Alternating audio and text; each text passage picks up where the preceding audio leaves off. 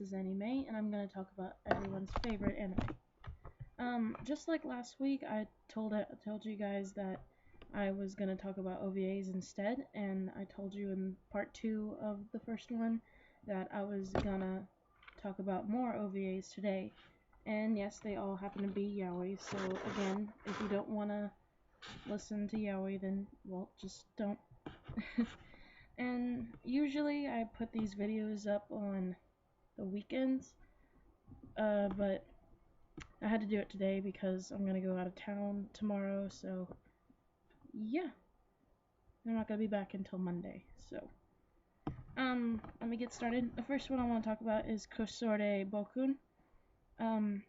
It's about these two guys, obviously, one named Morinaga and one named Soichi.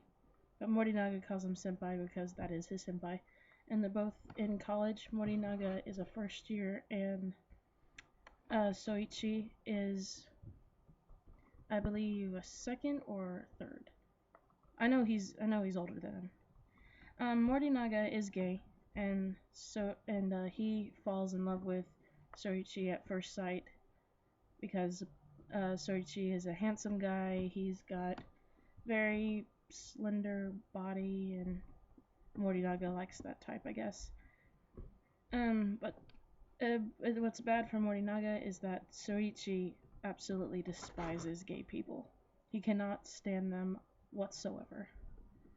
Morinaga ends up confessing to him, knowing the fact that his senpai does not like gay people, but he just did it anyway, I guess, to let him at least know, because they're both in the same department, they both happen to work together in the same lab and everything, and I guess he just wanted to warn his senpai, but he didn't seem to mind when he's around them, just as long as he just, doesn't make out with them or anything, But Soichi has the worst personality in the world. He is conceited, he's rude, he doesn't like anyone except him and his little brother. And he's very, very overprotective of his little brother. And even though he hates gay people, his brother doesn't, and his brother actually has a boyfriend that they went to study abroad with. He went to study abroad with in America, and then Soichi found out that America legalized gay marriage, and he's complained to Morinaga about it because apparently Morinaga is supposed to know everything about gay people, even though he doesn't. I feel so bad for Morinaga all the time, because Morinaga is the nicest person you'll ever meet, and he's so patient. But anyway, to carry on with the story, Morinaga ends up going to a gay bar that he always does to complain about his senpai to his best friend, who happens to be gay. They're both at a gay bar, and his best friend gave him the solution or whatever. It's this bottle of it's contaminated liquid. I don't really know what it is, but I know that once you drink it, the drug will pass through the man, and then they get a boner or whatever, I guess. It's really weird. But Morinaga didn't want to take that, but his best friend basically forced it on him, so he took it anyway. And his senpai ended up drinking it when they had a drinking party at his house, and Morinaga was totally freaked out, but apparently the drug didn't take effect as soon as he drank it, so Morinaga was figuring that his best friend played a trick on him. But Soichi ended up staying the night, and that drug actually took effect hours later, and Soichi woke up and he had to go to the bathroom, to relieve himself. And Morinaga found out about it, and he took that to his advantage, and, well, then he started to relieve him for Soichi. And the next morning, Soichi was so pissed off, and he started cursing him out, and Morinaga was scared to death. I felt so bad for him. Morinaga ended up running away, and Soichi was wondering what the fuck just happened, because he's like, why are you running away? But yeah, Soichi went to his house to check up on him every day, and then Morinaga came back one day, and Soichi went inside his house. I was like, where the fuck were you? I was looking everywhere for you. I went to your house many times, and then Morinaga's like, oh my god. Because Morinaga thinks that he's in love with him now, which he is, even though Soichi won't, like, admit it. But yeah, they both end up being friends again, and Morinaga thinks that they're lovers, but Soichi's like, no, we're not.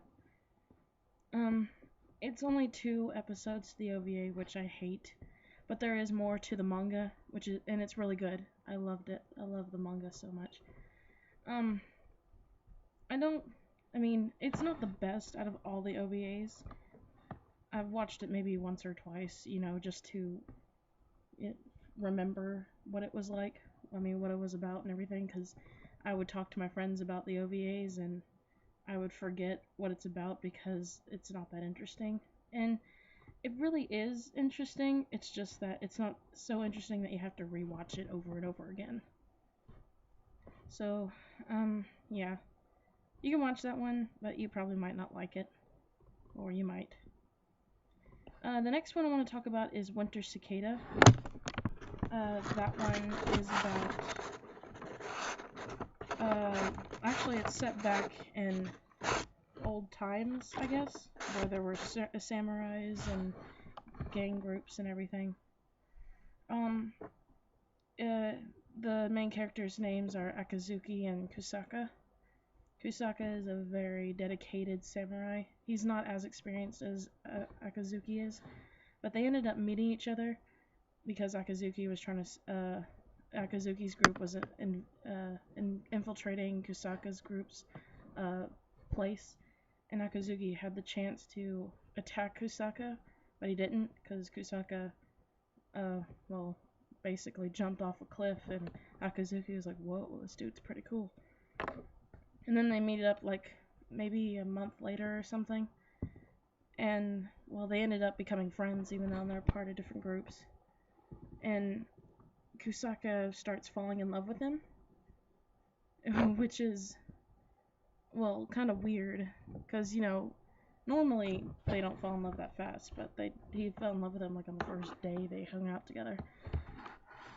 But, yeah, and Kusaka wants to be with Akazuki, but his gang members, like, found out that he was hanging out with a rival gang member, and they wanted him to stop, and Kusaka didn't, so Kusaka basically quit the gang, and, well, they beat him up and everything, and then, Akazuki was all upset about that, because he came back with bruises and scrapes when he went to him, and, well, yeah. They ended up doing it in the middle of a park, or middle of a stream, or whatever, I don't know where it was, but it was next to the ocean, it was in public and everything. I don't know if anybody was around because you didn't see him, but if there anybody was, they'd be like, holy shit. But, Akazuki convinces Kusaka to join back into his gang, which, I don't know why, because Akazuki loves him too, but he did anyway. And they both end up separating, like parting ways, and they meet up years later, and Kusaka, like, basically saves Akazuki, but Akazuki's, like, freaking the fuck out because he's never seen Kusaka fight like that before. And he's like, whoa, who is this person? And Akazuki is just, like... And he lost his leg, too, so he's also freaking out about that part.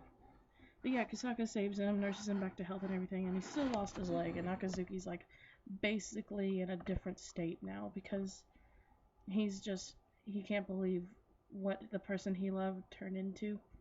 Even though Kusaka didn't really change, all he ever did was fight right in front of him. He just killed somebody, that's it. I guess Akazuki never liked killing people. But they ended up living together, and, well, actually, Akazuki didn't say yes, because Kusaka is basically taking care of him. And Kusaka doesn't want Akazuki to go, but it's not like Akazuki can really move without any help. So, yeah. Winter Cicada is really good. It's only got 2 episodes also, the OVA. I like the first episode better than the second one, because the second one's really sad. Because you're like, oh my god, I can't believe that happened to them. I'm just all like, oh, poor Akazuki, poor Kusaka. I feel bad for Kusaka more than anything, because Akazuki needs to realize that they were in a gang, and, well, people tend to kill people in gangs. But yeah.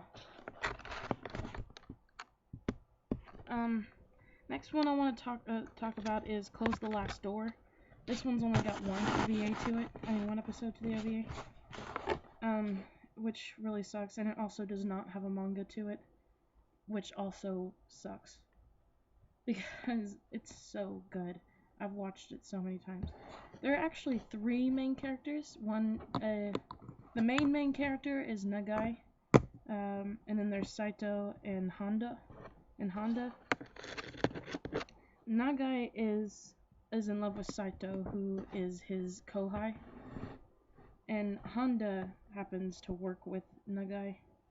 And Honda's not really in love with him until later. Nagai is in love with Saito, and Saito is getting married to this girl. And Nagai is like, oh my god, I can't believe the person I'm in love with is getting married, because he flipped shit when he found out about that. He was like, god damn it, I never get anything. I felt so bad for him. But yeah, but Saito got married to this girl, and then she ends up running away at like the day of the wedding. I don't know why or how he fell in love with a girl, or how does she even manage to stay with him if she was just gonna run away on the first day. Seriously. But yeah, Nagai helped Saito out, and Honda kinda helped Nagai out too when he had his broken heart. So Honda fell in love with him then. But yeah, Nagai's torn between the two of them now, but he doesn't really realize that. Because he loves Saito, but then every time he thinks of Saito, he thinks of Honda as well. And I'm like, don't think of Honda. Honda's freaking stupid. I love Saito because he's cute and he's nice and he's adorable. I love him so much. But Saito is kind of oblivious. He's in love with his senpai too. It's just that he doesn't know it yet.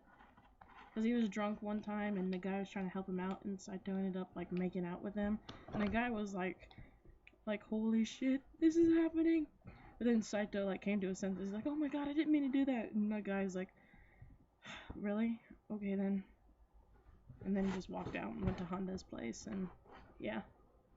But yeah, you never find out if who gets with who. I don't really care which one he gets with, because it doesn't really matter to me, but it's really good. I like Close the Last Door. I've seen it like 12 times. Actually, I watched it today before I made this video. It's really good. The characters are not, well, I think Nagai is easier to relate to than the other two. Because Saito, like, who gets married a lot and then the wife, like, runs out, or wife or husband runs out on you the first day. I don't know if that really happens in life, but if it does, I'm sorry. Anyway,